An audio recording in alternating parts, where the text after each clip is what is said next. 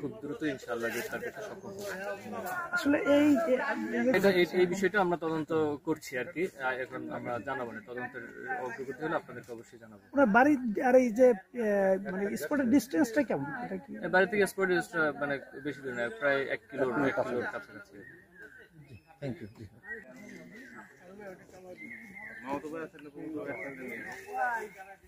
জানেন কিছু? না, আমি এরকম কিছু জানি না স্যার। এই রাস্তাটাই কি আসে সাধারণত? না, এই রাস্তা কোনো সময় জানা নাই, এই রাস্তা আমরা দেই নাই, আমার জানা নাই।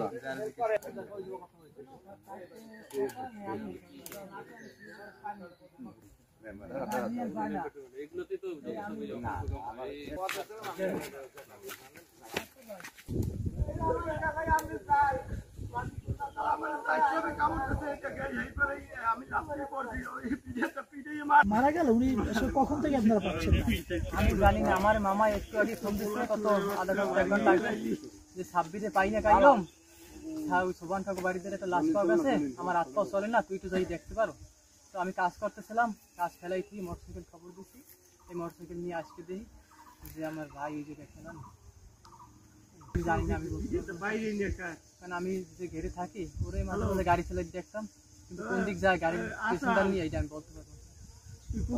আপনাদের বাড়িতে খোদাবেশ দাও ঢুকে যাওয়া যায়, আবার রাজবাড়ির সামনে যাওয়ার রাস্তা আছে, ওই ভিতর দিয়ে নেশা মেশা করে, এই লেগে আমি অনেক গালাগালি করছি স্যার আগে পাশে। কালকে কোন সময় করছিল? কালকে বিকেলে বাইরেছে, কোনো গ্যাঞ্জাম না ফেসাদ নাই, কয়দিন ধরে গিয়া কাল বিকেলে বাইরেছে, ঘন্টা খানেক আগে, সন্ধ্যা 1 তারিখ।